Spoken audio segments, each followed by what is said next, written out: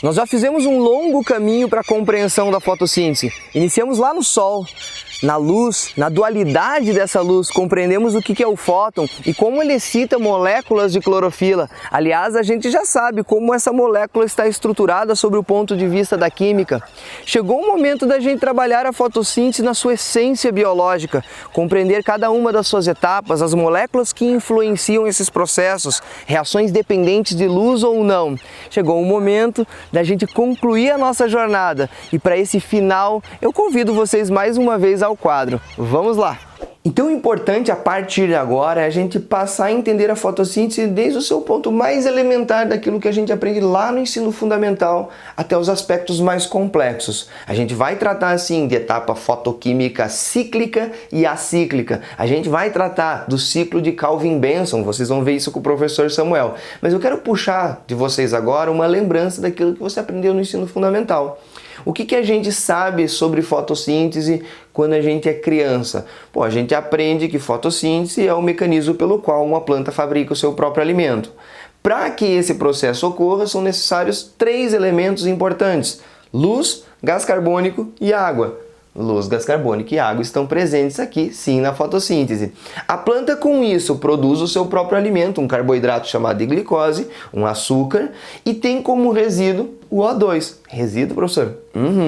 Então a gente vai ter liberação de gás oxigênio. Pessoal, um erro muito comum que a gente cria na nossa cabeça em função dessa explicação simplificada é achar que o gás carbônico que a planta incorpora ele é transformado em gás oxigênio liberado na atmosfera. De fato, não é isso que acontece. A planta não transforma CO2 em O2.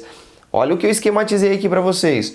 O gás oxigênio que está sendo liberado durante a fotossíntese, ele é proveniente da molécula de água. A gente vai entender isso melhor durante a etapa fotoquímica. Logo adiante, na etapa fotoquímica ou etapa clara, nós vamos ter quebra de moléculas de água e liberação de gás oxigênio. O oxigênio não vem do CO2.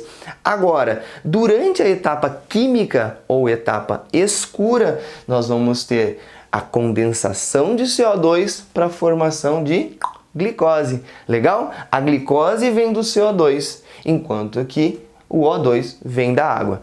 Ficou claro isso para vocês?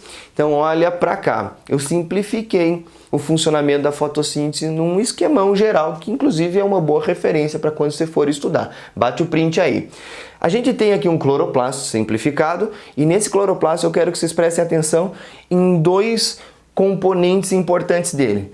Os tilacoides, que são esses disquinhos, que inclusive a gente já os mencionou na aula anterior, e esse espaço enorme aqui, preenchido por um líquido semigelatinoso chamado de estroma.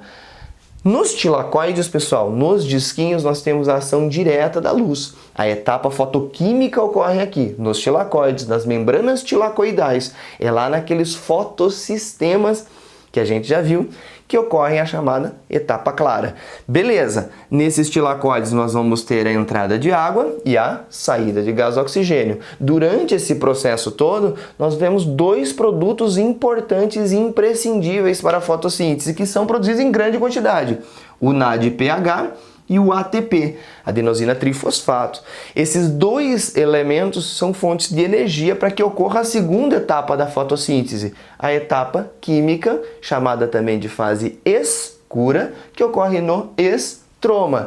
Então, com essa fonte de energia produzida, de certa forma, na etapa clara, a gente consegue realizar o ciclo de Calvin-Benson, que seria a fase escura, condensando o CO2 e produzindo glicose. Com esse processo terminado, a gente vai devolver a etapa clara aos tilacoides moléculas não energéticas, o NADP, que não tem mais hidrogênio, e o adenosina difosfato mais o fósforo inorgânico. Esses compostos voltam aos tilacoides para que sejam novamente convertidos em NADPH e ATP e a gente tem um processo contínuo. Ficou claro isso para vocês? Espero que sim. A partir desse ponto, a gente vai começar a tratar especificamente de como funciona, primeiramente, a etapa fotoquímica e depois a etapa química. Então, vamos lá. Galerinha, olha só, isso que você está enxergando nada mais é do que a etapa fotoquímica da fotossíntese. Quem olha, pensa num esquema aparentemente complexo e logo já imagina, professor, eu não vou entender esse negócio nunca na minha vida. Tem um monte de flecha, tem um monte de esquema, tem um monte de estruturas e, gente, o objetivo principal é fazer com que você entenda o processo de maneira lógica, de maneira gradual. Não adianta nada a gente simplesmente decorar eventos quando a gente está tratando de coisas que são mais complexas. Isso é um erro muito comum ao estudante. Quando você decora, fica muito mais difícil no futuro, quando você for questionado sobre isso, atribuir lógica, atribuir realmente aquilo que é importante dentro do processo. Então a gente vai tratar dessa etapa fotoquímica de maneira calma e de maneira gradual. Então pense primeiro no seguinte, o que é essa etapa fotoquímica? É um evento que depende de luz e que tem como objetivos básicos produzir dois compostos, o ATP e o NADPH. O ATP é bem famoso, você conhece ele? Adenosina trifosfato. Ele é fonte de energia quando perde um desses fosfatos. Toda vez que a gente arranca um fósforo do ATP, ele libera grandes quantidades de energia. Essa energia vai ser utilizada lá na etapa escura da fotossíntese, que vocês vão ver logo na sequência com o professor Samuel. Agora, o que é o NADPH, professor? Isso eu não conheço. O NADPH, eu quero que você anote aí, ele é um transportador de elétrons. Essa siglazinha significa nicotinamida, adenina, dinucleotídeo, fosfato. Tem que saber isso? Não tem. Você tem que lembrar que ele transporta elétrons. E esses elétrons energizados serão importantes também lá na etapa escura, na etapa química da fotossíntese. Então o objetivo principal da etapa clara é produzir esses dois compostos. Como ela produz é o que a gente vai entender agora. Agora tem outras coisas que a gente tem que ver. A etapa fotoquímica ela ocorre na membrana do tilacoide. E o tilacoide são aqueles disquinhos que tem dentro do cloroplastos que ficam em meio ao estroma. O que eu representei aqui para vocês? Uma membrana plasmática com estruturas presas a ela e o ambiente externo é o estroma.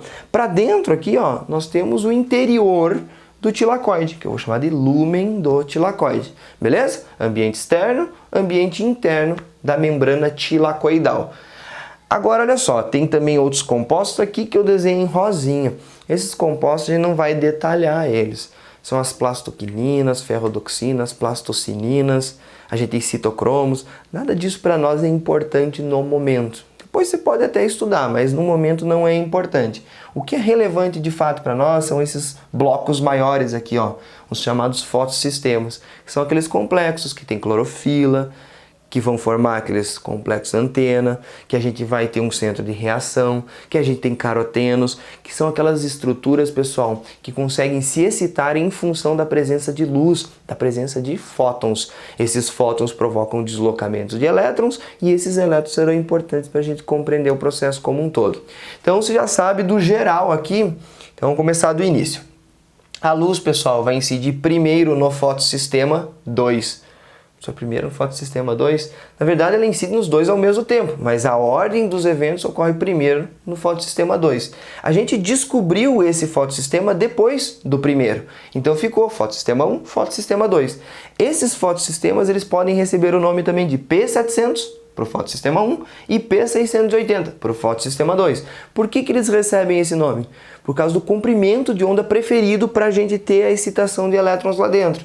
Então o fotossistema 1, quando recebe luz no comprimento de onda de 700 nanômetros, ela tem o ápice da sua excitação eletrônica. Já o fotossistema 2, quando recebe 680 nanômetros de comprimento de onda, vai ter mais excitação eletrônica. Então olha só, a luz incidiu sobre o fotossistema 2, o P680, e elétrons vão começar a se deslocar para o centro de reação. Esses elétrons vão começar a sair do fotossistema, o nível de energia deles está muito alto, e esses elétrons começam a se deslocar em meio a esses compostos intermediários até chegar no fotossistema 1. O que é importante você saber? Esse composto aqui no meio, esse bloco, a gente vai chamar de citocromo, ele promove bombeamento de prótons toda vez que o elétron passa aqui. Por quê, professor? Elétron é carga negativa, certo? Aqui nós temos uma carga positiva. Eu chamei isso aqui de próton porque o hidrogênio só tem um próton e um elétron, e se ele está na forma ionizada, quer dizer que ele perdeu o elétron dele, ficou só o próton. Então, o próton, que é uma carga positiva, vai ser atraído pelos elétrons que estão aqui, e esses elétrons dão um migué nele. O próton vai ser aprisionado lá embaixo. Passou o elétron aqui, próton vai ser aprisionado lá embaixo. Isso vai ser importante no futuro. Então os elétrons saem lá do P680, passam um próton para dentro do lúmen do tilacoide e esses elétrons vão se deslocar até chegar no fotossistema 1, o P700. O P700 também recebe luz. E no momento que ele recebe luz, elétrons se deslocam e esses elétrons com grande quantidade de energia vão sair do fotossistema e vão caminhar por compostos intermediários até que a gente tenha a doação desses elétrons para o NADP. Esse NADP, quando recebe elétrons, ele reduz. A forma reduzida do NADP é o NADPH. Legal? Então a gente teve, pessoal, elétrons saindo aqui do fotossistema 2 e se deslocando até o nosso transportador de elétrons chamado de NADPH. Massa? Como que isso aconteceu? Em função daqueles fotossistemas que vocês já viram no passado. Agora preste atenção no seguinte. Esse evento que você está enxergando é o que a gente vai chamar de fotofosforilação acíclica. Por que ele é uma fotofosforilação? Foto, porque tem luz. E fosforilação, porque a gente vai promover nesse evento junção de fosfatos. A ADP, junto com o fósforo inorgânico, vai formar ATP. Como, professor, que eu não vi? Toda vez que prótons são bombeados para dentro do tilacoide, a gente começa a aumentar a concentração de prótons aqui dentro e diminuir a concentração de prótons aqui fora. A gente cria diferença de concentração dos dois lados de uma membrana. Você sabe, por lógica química, por estudos biológicos também, que a gente sempre tem uma tendência de equilibrar os dois lados de uma membrana. Se tem muito próton aqui dentro, é tendência que esses prótons saiam para os dois lados ficarem equilibrados. E aí que vem um negócio muito interessante.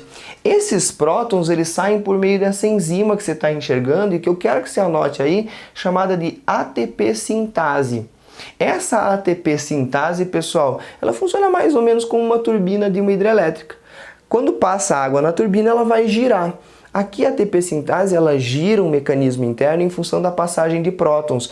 Então você acumulou muito próton aqui dentro e esses prótons vão sair, vão para fora. No momento que eles saem, eles giram a estrutura interna da ATP sintase e isso fornece energia suficiente para que a gente faça uma fotofosforilação. Foto porque esses deslocamentos dependem de luz e fosforilação porque a gente está juntando ADP para formar ATP. Passou próton aqui, ó, forma ATP. Passou próton, forma ATP. Então a gente já sabe como é que forma o NADPH e já sabe como é que forma o ATP. Esse é um evento acíclico. Por quê, prof? Porque está saindo elétrons aqui e esses elétrons estão parando lá no NADPH. Agora a gente tem um evento cíclico também. Como é que funciona? Toda vez que você tem uma quantidade razoável já de NADPH, os elétrons que eram deslocados para lá passam a voltar para o fotossistema chamado de P700. Então os elétrons começam a se movimentar aqui dentro, atingem um grau de excitação alto e ao invés de ir lá para o NADPH, eles voltam aqui para aquele composto chamado citocromo, que bombeia próton para dentro e depois retornam ao sistema P700. Então o elétron sai, vem para o citocromo, volta. Sai, vem para o citocromo, volta. Esse é um processo cíclico. E a gente vai chamar isso de fotofosforilação cíclica. Por quê? Porque tem ação da luz de novo. Mas o elétron não vai para um transportador. Ele vai girar e voltar. Toda vez que ele faz esse giro, a gente tem bombeamento de prótons e, consequentemente, síntese de ATP. Você entendeu coisas que aparentemente são complexas. Mas se você pegar dentro de uma lógica, não é tão complexo assim. Só tem mais um detalhe importante. Se você olhar para o fotossistema 1, olha só, ele perde elétrons, mas ele ganha elétrons. Perde, ganha, perde, ganha. Ele não está em saldo negativo, porque à medida que ele vai perdendo, ele vai recebendo novos elétrons. O fotossistema 2 está com um probleminha, porque ele perde elétrons, perde elétrons, perde elétrons. Talvez você já esteja imaginando onde é que eu quero chegar. Se começar a faltar elétrons aqui no fotossistema 2, a fotossíntese é interrompida. Não tem mais fonte eletrônica para continuar o processo. Então a gente precisa dar um jeito de repor os elétrons perdidos dentro do fotossistema 2. E aí vem uma coisa que é super importante e que a gente comentou no nosso momento anterior. Lembra que lá na etapa clara da fotossíntese eu comentei com vocês que a gente tem a quebra da molécula de água e com isso a gente tem um resíduo chamado gás oxigênio? É um resíduo, professor? É um resíduo. Olha só. Esse fotossistema P680, quando perde elétrons, ele se torna o mais poderoso agente oxidante que a gente tem nos sistemas vivos. Ele é um muito forte agente oxidante, tão forte que ele consegue oxidar até o oxigênio. Lembra que o oxigênio deu nome a esse evento chamado de oxidação, de tão forte que ele é. Agora ele oxida até o oxigênio. E aí, prof, quando se perde um elétron aqui, esse agente oxidante super forte promove quebra da molécula de água. E aí a gente gera oxigênio na forma gasosa, a gente vai formar 2H+, que depois vão passar e formar ATP aqui, e a gente vai gerar 2 elétrons. Esses elétrons, pessoal, vão repor o fotossistema 2 para que a gente não interrompa a fotossíntese. Eu quero que você anote uma coisa importante aqui. Esse evento de quebra de molécula de água, a gente vai chamar de fotólise da água. Foto, porque tem luz envolvendo esse processo. Lise, porque lise é quebra. Então, é a quebra da molécula de água através da luz. E essa fotólise da água é fundamental para que a gente reponha elétrons perdidos no fotossistema 2. Se você for questionado com a importância da água na fotossíntese, não caia na bobeira de dizer assim, ela hidrata a planta. Não. A água é importante, pessoal, na fotossíntese para repor elétrons perdidos dentro dos fotossistemas 2. Perfeito? Pessoal, eu espero que vocês tenham entendido, pelo menos em termos gerais, como é que funciona essa etapa fotoquímica, porque esses eventos são importantíssimos para que você compreenda na sequência com o professor Samuca a etapa escura. Então, a partir de agora, é contigo, Samuca. Vai lá! Grande Gui! Show de bola! Então deixa comigo, vamos falar da etapa química. Vocês viram aí que o professor Guilherme, que inclusive desenha muito bem, a etapa fotoquímica. Que muita gente fala etapa clara e etapa escura. O correto é falar etapa fotoquímica e etapa química. É muito importante você saber que essa etapa química ela só vai acontecer se tiver ocorrido a etapa fotoquímica, porque ela precisa de coisas aqui que foram produzidas na etapa anterior. Então é muito importante, você já entendeu o que o professor Guilherme falou e tal, só que é um processo contínuo. Então, aqui a etapa química ela está acontecendo no estroma, naquela parte gelatinosa do cloroplasto. Então é lá dentro que está acontecendo. Pessoal, não se assustem com isso aqui. Isso aqui é somente chamado ciclo de Calvin. E é um ciclo de reações. Lembra lá? Já achei que a gente ia falar de ciclo de Krebs. Não, ciclo de Krebs é respiração celular. Aqui é a segunda etapa da fotossíntese. Ciclo de Calvin. É um ciclo, porque é um ciclo de reações e vai se renovando e vai acontecendo. Então eu vou falar para vocês com muita calma, que a gente vai entender. E não se assuste que parece um bicho de 7 cabeças. É claro, se você for pegar um livro de ensino superior, de pós-graduação, que trabalha com isso aqui, você vai ver que em cada detalhe existem várias e várias reações muito loucas. Mas para os vestibulares mais difíceis, mais concorridos, é o que eu vou explicar aqui para vocês. Então, resumidamente, pessoal, ele vai precisar, o ciclo de Calvin, essa etapa química, ele vai utilizar o CO2, e é aqui que o CO2 é utilizado, vai precisar do ATP e do NADPH que foram produzidos na etapa anterior. E aí vai produzir a sua molécula orgânica, que a gente pode chamar, vocês vão ver eu falar para cá, de glicose.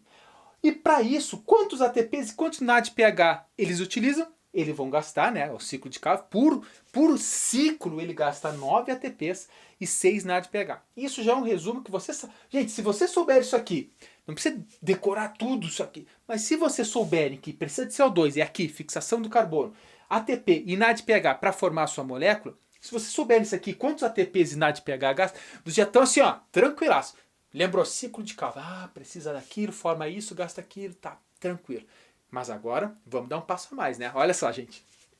Tudo começa quando o CO2 entra no ciclo. Então, estou falando, é aqui que eu utilizo o CO2. Então, o CO2 está lá dentro da planta, de repente, vai entrar no ciclo de Calvin. Esse CO2, ele vai ser unido com uma molécula que possui 5 carbonos, chamada de ribulose. Quem é que faz essa união?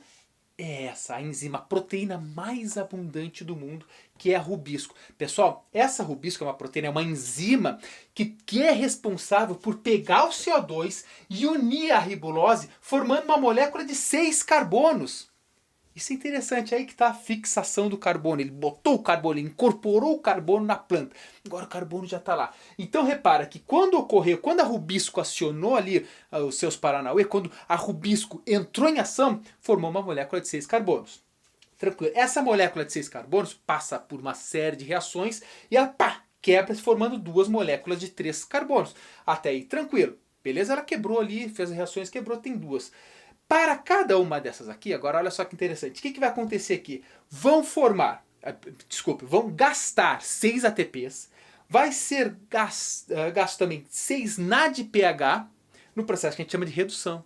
E aí quando isso acontecer, vai formar uma molécula orgânica da planta já. Só que repara que essa molécula orgânica, ela possui 3 carbonos. Aí fala, tá professor, 3 carbonos, tudo bem, a planta vai usar, mas a glicose não tem 6 carbonos? Tem. Por isso que em seguida que isso aqui é formado, ela se une com outra de 3 carbonos para formar a molécula glicose que tem 6 carbonos. Isso leva a crer que para formar uma molécula de glicose, há necessidade de 2 dessas moléculas de 3 carbonos. Então a cada glicose tem que ocorrer 2 ciclos aqui do ciclo de Calvin. Isso é interessantíssimo. A gente fala assim, tanto no início da aula eu falei, pessoal, a fotossíntese no final vai formar a glicose.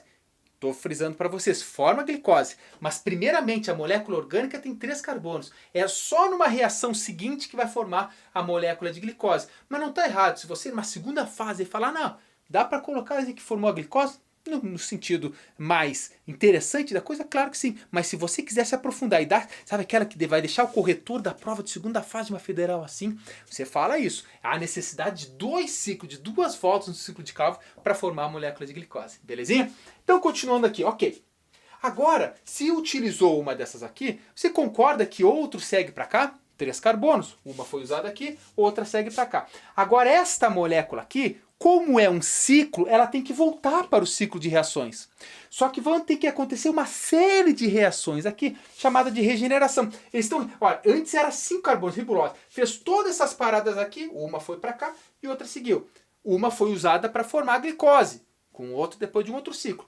Essa outra que seguiu para cá, ela tem que ser regenerada para se transformar novamente em ribulose para que possa ocorrer outro ciclo, senão não vai acontecer outro ciclo. Então o que acontece? Esse processo é chamado de regeneração. Uma foi para formar glicose, outra seguiu a regeneração.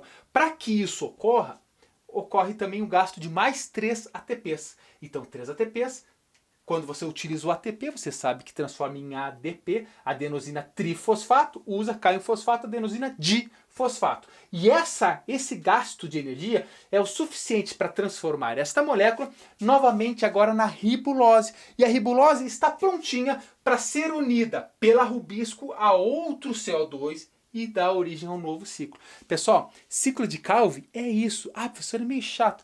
Eu não vou falar que não é. Mas eu resumi para vocês da maneira mais didática, porque vocês têm que estar ligados assim, é um número de carbonos em cada reação. E aí você pode dividir nessas 3 etapas: fixação, redução, regeneração. Também são técnicas para você memorizar para uma prova. Agora outra coisa importante que eu já falei para vocês, são 2 voltas para uma molécula de glicose. Ela foi quebrada em 2 de 3. O de 6 carbonos, 2 de 3. Uma seguiu o ciclo para ele continuar. Se imagina se você utilizasse as 2 aqui para formar a glicose. O ciclo acaba. Não tem quem volte para cá. Por isso que 3 carbonos, uma dessas moléculas tem que seguir para regeneração, enquanto que outra segue para formar a glicose. Tranquilo? Então, gente, isso é básico. Isso é a fotossíntese. Agora eu espero que nesse momento você vai, professor, até que não é tão difícil assim. Claro que não. Claro que não. Tudo ao mesmo tempo, sabe? Trouxe assim, você acha difícil, até quando você se esforça, pega aqueles minutos estudando feito um louco, aí o troço começa a fazer sentido e tu começa a gostar, tu já quer chamar o teu pai, teu irmão, teus filhos para ensinar. Isso é interessante, ensinar é a melhor estratégia para aprender. Agora te liga, então, resumindo de novo, todo esse ciclo aqui é para formar material orgânico e ele também depende da luz. Por que também depende da luz? Porque sem a etapa fotoquímica ele não acontece. Então falar que esse aqui só ocorre no escuro e outro só no claro, não. Esse precisa também da outra etapa, tranquilo? Beleza. E resumindo, vai fixar o carbono, gasta ATP e NADPH, quantos estão aqui embaixo, para formar sua molécula orgânica. Tranquilo. Agora, professor, vocês devem estar pensando, como um vestibular pode cobrar isso aí? Eles vão ser hardcore, eles vão cobrar, desenhe o ciclo de Calvin. Não, calma. Normalmente, os vestibulares eles vão pegar esse conteúdo que vocês entenderam nessa etapa, na etapa que o professor Gui falou, ou pode falar até lá a parte do universo, quando dá uma puxadinha lá para física ou para química. Ele pode chegar, mas normalmente na biologia, ele vai pegar esse conteúdo aqui, transformar ele num gráfico, num resumo em forma de gráfico, para você interpretar. Veja que interessante. Olha, se precisa, por exemplo, de CO2 para fazer o ciclo, se espera que quanto mais CO2, maior vai ser a taxa de fotossíntese. Tem um bizu aí. Então, tem alguns gráficos que eu e o professor Gui vamos mostrar para vocês, que é como os vestibulares costumam cobrar esse conteúdo. Tá aí a importância também de você saber interpretar os gráficos. Então eu vou chamar primeiro o Guilherme, vou tomar uma aguinha e depois eu volto aqui para seguir falando para vocês. Então, Gui, dá uns exemplos aí de como os vestibulares podem cobrar fotossíntese. Pessoal, e para a gente fechar com chave de ouro, essa fotossíntese não poderia ser diferente. Temos que tratar de como ela tem sido cobrada em provas de Enem e provas de vestibular. E a resposta está nos gráficos. Sim, além de saber todos aqueles fenômenos, compreender como eles funcionam passo a passo, é importante que você saiba interpretar e muito bem gráficos. Eu trouxe para vocês aqui 2 gráficos, na sequência o professor Samuel conclui a aula com os 2 últimos. Então olha para cá. O primeiro gráfico importante para vocês é o gráfico que coloca no eixo Y a absorvância de luz em contraposição no eixo X o comprimento de onda em nanômetros. Lembre que o comprimento de onda da luz determina a cor dessa luz. E aí a gente tem incidindo sobre a planta aquele espectro bem famoso chamado de VAAVE, né? Violeta, azul, anil, verde, amarelo, alaranjado e vermelho. O que você consegue observar nesse gráfico? Que a gente tem clorofila B e clorofila A. E ambas as clorofilas têm uma razoável absorção de luz, tanto na faixa do azul quanto na faixa do vermelho, sendo que o pico de absorção da clorofila A ocorre lá no vermelho, enquanto da clorofila B lá perto do azul. Agora, o que é importante e que normalmente é cobrado? Qual é a faixa de luz, qual é o espectro luminoso que não é ideal para a fotossíntese? É esse vão aqui, o espectro luminoso que fica próximo ao verde. Nem a clorofila A, nem a clorofila B tem boa absorção de luz verde. Inclusive é por isso que a clorofila é verde, porque ela absorve outras cores e reflete o verde. Beleza? Então o primeiro gráfico, simplão, né? Você já conseguiu entender. O segundo gráfico, super importante também, porque ele determina algumas coisas importantes do ponto de vista fisiológico da planta. Então eu coloquei aqui para vocês, ó, taxa de respiração, que é o tracejado aqui azul, risco azul, e a taxa de fotossíntese em amarelo. O que nós temos no eixo X? Pô, pessoal, não coloquei aqui, ó, mas vamos colocar agora. Intensidade luminosa. Então aqui é a luz. Beleza. Pessoal, à medida que você vai aumentando a quantidade de luz disponível à planta, a taxa de fotossíntese vai aumentando também. Vai aumentando, aumentando, aumentando, até que a gente chega numa capacidade limite. Chegamos nessa capacidade limite, não adianta você fornecer mais luz à planta, que ela não fará mais fotossíntese. A taxa de fotossíntese tem uma capacidade limite. Agora, uma coisa que os alunos tendem a confundir é achar que aumentar a quantidade de luz pode interferir na taxa de respiração da planta. Isso não acontece. Embora às vezes a gente pense que sim. O calor tem influência na taxa de respiração, mas a luz não. Se a gente em laboratório mantiver a planta sempre em temperatura constante, você pode colocar mais ou menos luz, a respiração da planta não muda. Então você tem um tracejado aqui, ó, retilíneo, constante, não vai alterar em nada. O que esse gráfico nos permite dizer?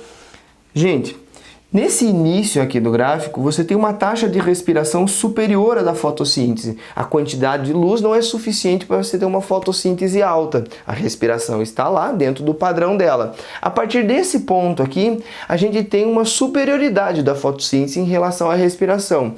Do ponto de vista fisiológico, isso representa o quê? A respiração, ela consome glicose. Estamos falando da respiração celular. Consome glicose e consome oxigênio. A fotossíntese produz glicose e produz oxigênio. Nesse momento inicial até o ponto, nós temos um momento em que a planta está consumindo recursos energéticos mais do que produzindo. A planta está em déficit. Toda essa área aqui representa um déficit fisiológico da planta. A partir do ponto, a gente tem maior produção de matéria orgânica, maior produção de oxigênio do que consumo. Então a planta está em superávit fisiológico, está sobrando recursos a ela. Toda vez que a planta é submetida a momentos além desse ponto central, a planta está em fase, em momento de crescimento, porque ela está acumulando matéria orgânica.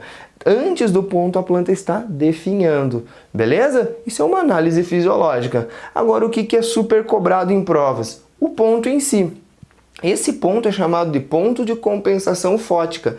É o mínimo de luz que a gente precisa na planta para que ela não perda energia no total, para que ela fique em equilíbrio daquilo que ela produz e daquilo que ela consome. A partir desse ponto, a planta não está mais em déficit. A taxa de respiração dela e a taxa de fotossíntese se equivalem. Esse é o ponto de compensação fótico. Os outros gráficos você vem com o professor Samuca. Vai lá, Samuca! Grande! Então vamos para mais 2 exemplos de como os vestibulares podem cobrar fotossíntese. Ó, relacionando com gráficos ainda. Então vamos lá. Temperatura e fotossíntese. A pergunta é: a temperatura influencia na fotossíntese? A resposta: claro que sim. Lembra, gente, por exemplo, a rubisco que eu falei para vocês, que é uma enzima. Se você se lembra bem lá das aulas de proteínas, né, quando a gente fala de enzima, você tem que se lembrar que a temperatura influencia diretamente a atividade enzimática. Se existem enzimas como a rubisco que estão trabalhando na fotossíntese, é claro que a temperatura influencia. Existe um ideal, isso aqui é uma média, 35, claro que tem plantas que têm seu ideal mais, outras que têm seu ideal menos, mas supondo que uma planta tem o seu ideal de fotossíntese a 35 graus, então a 35 ela está trabalhando porque as enzimas são adaptadas para aquilo, e elas estão trabalhando cheio, muito bem, tranquilamente. Se a temperatura cai, essas enzimas, opa, aqui não é tão bom, continua trabalhando, mas não é tão bom. Se a temperatura sobe, é a mesma coisa. Agora, se subir demais, e a temperatura, e a enzima, né, que estava trabalhando, começa, perde a sua forma, ou seja, desnatura. Então, sim, se tu fala de temperatura e fotossíntese, existe uma relação direta. Existe uma temperatura ideal e os extremos, claro. Ah, se tiver em 30 aqui, a planta morre? Não, claro que não. Não chega a ser um grande problema. O problema é quando é os extremos, que aí pode inclusive desnaturar a proteína. Então é aqui, ó, taxa fotossintetizante, quanto mais para cima, isso aqui é interpretação de gráfico, né, gente? Quanto mais alto está aqui, maior é a taxa fotossintetizante. Quanto menor, menor é a taxa fotossintetizante. E aqui estão as temperaturas. Esse é um gráfico que pode vir a cair. Outro exemplo é o CO2, o dióxido de carbono e a fotossíntese. Perceba, lembra do ciclo que eu mostrei para vocês aqui, ciclo de Calvin? A fixação do carbono, que estava lá no iniciozinho, feito pela rubisco, pega o CO2 e manda ele para produzir o seu composto orgânico. Aí você fala, tudo bem, pessoal, tranquilo.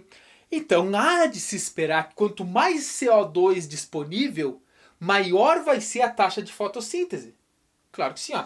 Quanto maior a concentração de CO2, maior é a taxa fotossintetizante. Mas te liga, existe um limite. Ah, professor, o que é esse limite? Se chegar na atmosfera aproximadamente 0,2% de CO2, o que é muito, nós não temos isso na nossa atmosfera aí, ela para de crescer, não influencia. Tu pode botar 3% aqui, subir um monte. A planta não vai subir dessa taxa de fotossintetizante. Por quê? Porque tem esse limite. Qual é o limite? Pô, é a quantidade de enzima que tem ali para trabalhar, para fazer a fixação. Imagina que tem, é muito mais, mas imagina que tem 10 rubisco. Poxa, nessa atmosfera aqui só 5 estão trabalhando e 5 estão parados, porque não tem CO2 suficiente. Quando começa a aumentar o CO2, opa, vamos trabalhar, vai todo mundo. Aí já tá os 10 trabalhando lá. Se tu subir o CO2 na atmosfera, não vai ter um 11º e um 12º rubisco para trabalhar. Por isso que satura. Aí elas continuam trabalhando no seu limite. Isso, claro, imagina que a nossa atmosfera tem muito menos do que 0,2. Agora, em algumas estufas, as pessoas são espertinhas, né? Imagina que tu é um produtor, tem uma estufa. E tu quer produzir muita planta. Primeiro, tu pode botar na temperatura ideal para a plantinha, tranquilo. Segundo, tu pode injetar CO2 ali. Tu injeta, tu deixa a maior quantidade de CO2 disponível. Portanto, a taxa de fotossíntese vai ser maior e a planta vai crescer mais rápido. Não pense, vou jogar um monte de CO2, um monte em 10 dias a planta já tem 20 metros. Não, claro que não é assim. Falei para vocês, tem um limite. Mas se tem mais CO2 disponível, até esse limite, a planta tende a crescer mais rápido. Tranquilo, gente. Agora uma coisa interessante, isso que o Gui e eu agora falamos aqui, são os fatores externos, né, que influenciam na fotossíntese. Tem também fatores internos. Por exemplo, a abertura dos estômatos. Lembra o que são os estômatos? Aquelas células, ficam 2 células guardas que abrem e fecham para entrada de CO2 e saída de gás oxigênio, sai água também e tal. Isso, dependendo da abertura, a taxa fotossintetizante muda. Outro fator importante é a própria quantidade de clorofila disponível na planta. Outra coisa que é um fator interno na folha, na planta, é o formato. Imagina uma folha. Uma folha, tu já viu isso aí? Entra em botânico, fototropismo. Por que a folha ela tende a crescer em direção à luz? Isso chama-se fototropismo positivo.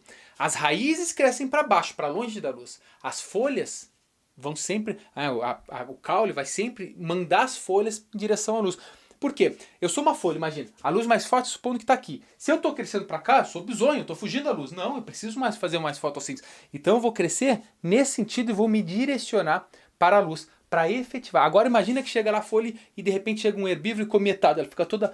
Ela não está fazendo uma fotossíntese muito boa agora, né? Porque o formato da folha, a saúde da folha, também influencia. Isso são os fatores internos ali na planta. Ok? Outras coisas interessantes sim. Agora só para finalizar, só um pouquinho.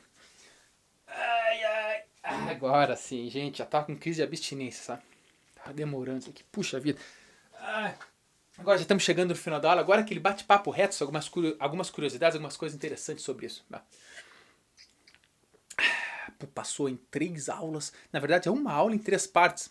Se você tá aqui e assistiu todas, primeiro, tirei meu chapéu, meus parabéns, você é um cara dedicado, o teu ano é esse. Agora, se está aqui também quer saber algumas curiosidades. Você já ouviu falar aquela frase: a Amazônia é o pulmão do mundo? Será que está certa essa frase ou errada? Bom, qual é o papel de um pulmão? Você tem um pulmão, né? Tem 2, na verdade. Tem teu pulmão. Você pega O2, libera CO2. Tudo bem. O que as plantas da Amazônia fazem? O contrário, né? Pegam CO2 e liberam O2. Claro que elas fazem fotossíntese, respiração celular também. Mas, de grosso modo, é aquilo lá no primeirozinho desenho que a gente fez. Elas pegam o CO2 e liberam. Então, a planta faz o papel contrário a um pulmão. Então, tu não pode falar que a Amazônia é o pulmão do mundo. Porque ela estaria respirando, botando O2 para fora e cuspindo CO2, mas não é assim. Tá? É claro que a gente tem que ser flexível e saber que quando falam que a Amazônia é o pulmão do mundo, significa que ela é grande produtora de gás oxigênio. Né? Mas daí, nessa filosofia, se tu for levar ao pé da letra, muito cuidado com essa confusão de informações. Deixa eu ver o que mais eu ia contar para vocês. Eu ia dizer mais alguma coisa, deixa eu ver se eu anotei aqui. Uma pergunta interessantíssima, importantíssima. Normalmente a gente fala assim, os maiores produtores de gás oxigênio são as plantas. Gente, planta, como eu falei para vocês, para crescer e sobreviver, elas também fazem respiração celular. Então elas também utilizam o O2 e liberam CO2. Veja que interessante. É claro que se tu botar ali no balanço, as plantas mais vão liberar oxigênio do que usar. Entendeu? Então ao longo prazo, elas liberam muito gás oxigênio. Mas os maiores produtores de gás oxigênio da Terra não são as plantas, mas sim as algas. Interessante, né? Isso tu pode anotar também. Por exemplo, eu aqui estou tomando um chimarrão bem amargo, está amargo. É uma erva da boa, uma erva bagual, sabe? Uma erva bem caseirona, folha forte aqui e tal. Isso aqui é folha, gente. Eu tô aqui, cheio de cafeína. E aqui, essas folhas, com certeza... Eita, me engasguei. Essas folhas em uma antes de se transformar em chimarrão, estavam fazendo fotossíntese. Se elas são verde, clorofila, porque elas refletem o verde. Veja que interessante, isso tudo é bonito. Isso é legal, você fazer essa ligação sempre. Agora, para que essa não fique tão longa, eu quero agradecer a participação, a presença de todos vocês, né? Sabe que nós, professores, estamos sempre junto com vocês, torcendo pelo seu sucesso. Claro que vocês podem nos encontrar nas redes sociais, podem, enfim, estamos sempre juntão, ok, gente? Um grande beijo, um grande abraço e esse ano é teu, não te esquece. Vai com tudo porque você tem que focar no seu objetivo. Seu objetivo, muitos alunos, olha, isso já aconteceu, tem aluno que fala assim, professor, meu sonho é medicina, mas é muito difícil, então eu vou tentar outra coisa. Bobagem! Se teu sonho é medicina, segue na medicina. Outra coisa, tem aluno que fala, eu quero medicina, mas puxa, minha média não foi tão alta, então vou tentar outra coisa. Tipo, biologia, tem relação, tem. Biologia é mais fácil, mas o teu sonho é medicina? Não vai. Mesmo que tu tenha média para entrar em biologia, não vai. Segue mais um ano aqui, porque o teu eu do futuro vai brigar com o teu eu do passado se for para um curso secundário que tu não quer. Pessoal, a gente costuma falar em concorrência nos cursos, e vestibular de medicina é o mais concorrido. Mas no fim das contas, você concorre contra si mesmo. Tem que pensar assim. É o quanto eu tenho a minha força de vontade, a minha perspicácia, a minha insistência para conseguir vencer os meus desafios, as minhas dificuldades, e aí chegar na prova lá e fazer. Qual é a tua dificuldade? É o conteúdo? É a ansiedade? É o medo? O que é? Qual é o teu? Você tem que se conhecer e a partir disso buscar vencer ele, né? Porque esse será o vencedor e esse será você, ok? Um grande beijo, um grande abraço e até mais.